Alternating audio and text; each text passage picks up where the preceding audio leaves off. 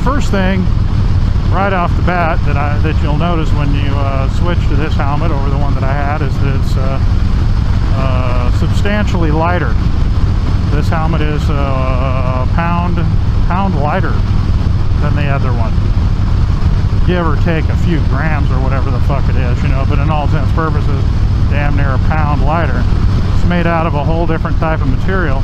My old helmet was made out of polycarbonate type plastic, and this is made out of crap. I have to annotate.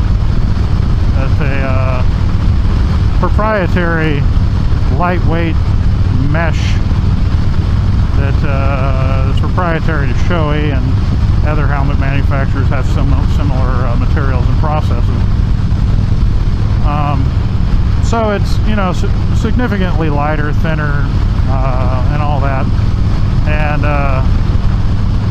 And you notice I didn't say more comfortable, because here's the deal with the comfort on it. That other helmet was so big and was what I'm used to in a helmet, you see, that I found that helmet that I had to be very comfortable. This helmet, being of the right size, squeezes my head big time. Like my head is in here barely, like barely fits in here. It fits very tight all over, especially in the cheek area where the cheek pads are. The cheek pads are much longer and go way farther down the face than my other helmet does, and I think that's also something that Shoei is that's what you know, Shoei does. Their helmets are definitely more you know, long in this cheek area here, you know, and the cheek pads sit way farther down than my other helmet, and it's, you know, pushing in on my jaw. It's uncomfortable. It's hard to talk while I'm doing this vlog, as a matter of fact. And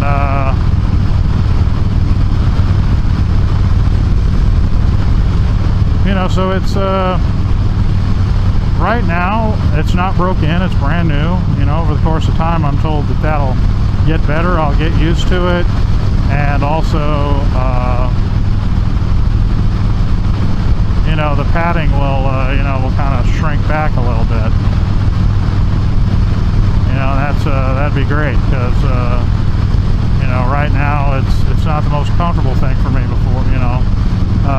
Now the aerodynamics of the helmet is noticeably different. It's something that you notice pretty quick. This helmet cuts through the wind much better than the other helmet did. I can turn my head, you know, without the wind catching my head. I noticed that this helmet is more of a round shape. Not for your head, but I mean for the outer shell of the helmet is almost kind of bulbous shaped, you know. It doesn't, no matter where you turn your head, it doesn't catch the wind. Now the other one was more pointy in the front, you know.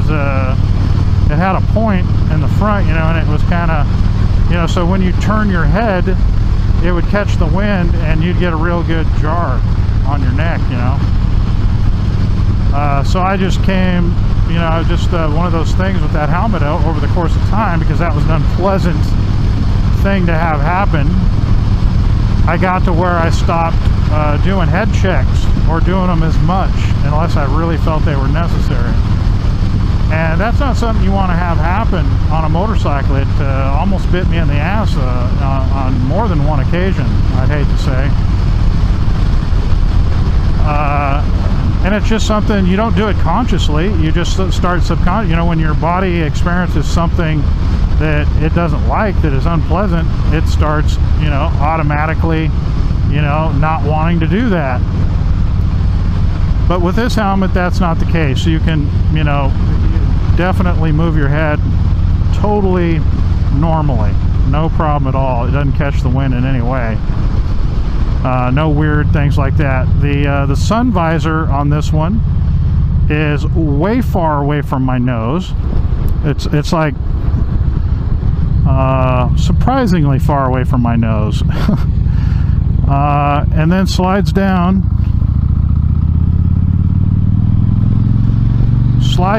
farther than my old visor. It's got more usable surface area for the visor to work. I'm wanting to say it's even darker. It seems darker, or because it's lower it seems darker, one of the two.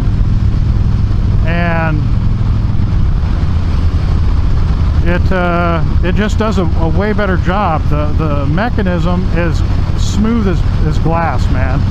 It's on the side of the helmet as opposed to on the top of the helmet like the HJC. The HJC feels very springy and very hinky. You know, it's got a bunch of catches in it. It doesn't feel like a high-end piece of equipment. It feels like a child's toy. And this one feels like a Swiss watch, man. It's just very smooth. There's no hitches in it. You can stop the visor at any point. Like if you wanted to stop it just part way, you could. It stops anywhere you want. It's very smooth, and I like it a lot. It works extremely well.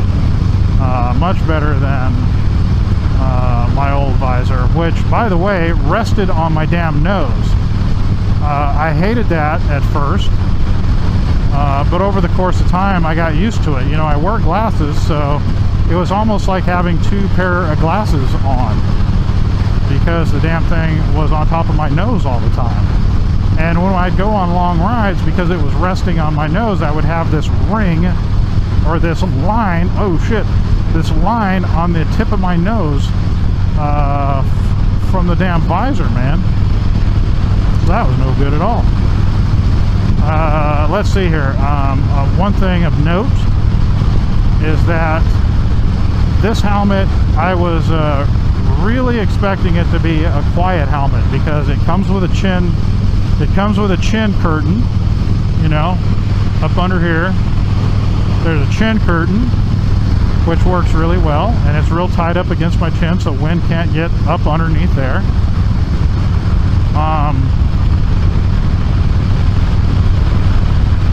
And the face shield seals up like tight as a drum. Like I think I could fill this helmet full of water and it would hold water, you know. It's a very tight seal on the face shield.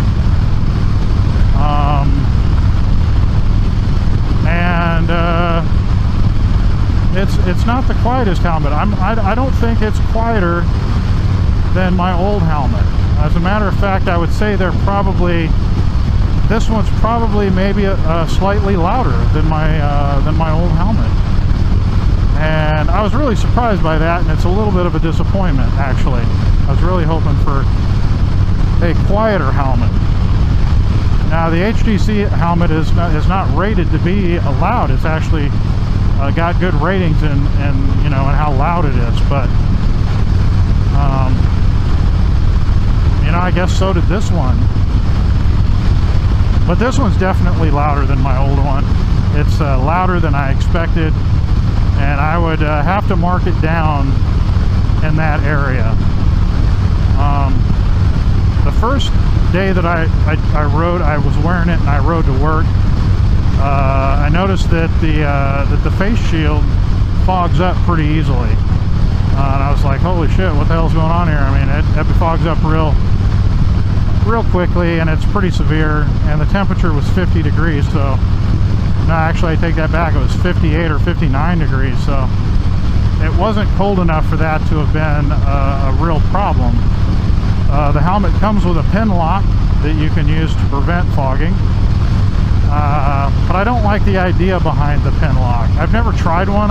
You know, it may be awesome, but the idea behind a pin lock being like a secondary film on the inside of the visor, I don't know, bothers me in theory, I guess. Don't know whether or not that's an actuality or a real concern.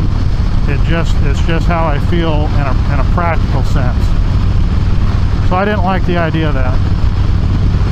And then come to find out that the helmet includes a breath guard that I didn't know about. It's a real small piece of rubber, like a rubber that snaps into the front of the chin guard, Why it's not installed at the factory, I don't know. I guess some people don't like it or don't need it or something, but I put that in and kind of eliminated all the fogging problems. I rode to work today and no problems at all with with fogging with the breath guard in place. It really does a good job in that respect. So that's pretty awesome. And I think that's about all I got to say about it, I guess. And hopefully that wasn't too long. There might be some people. I'm going to probably run that in its entirety because there's probably some people that are interested in this helmet. This is definitely one of the more popular helmets.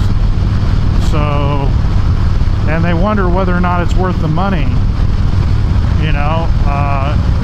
$600 is a lot to spend when you can buy a good helmet for 150, 200 bucks.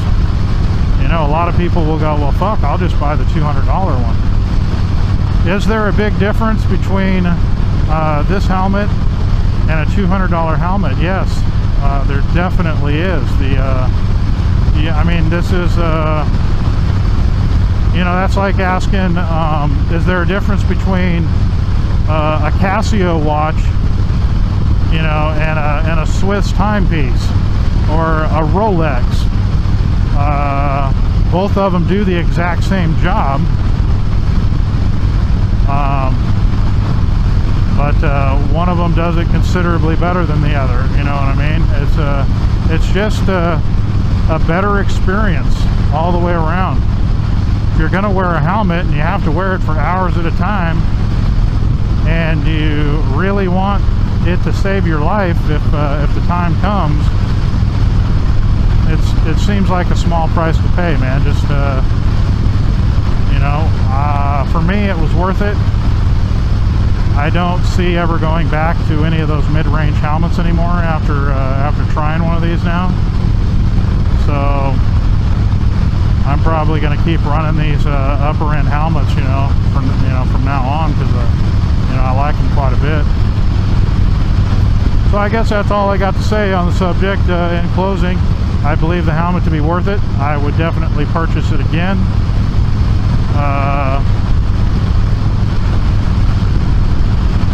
Yeah, that's pretty much the end of that. All right, guys. Well, I'll turn the cameras back on as we get farther into our trip, and get to seeing some cool shit and stuff like that. So, and a little while on that end.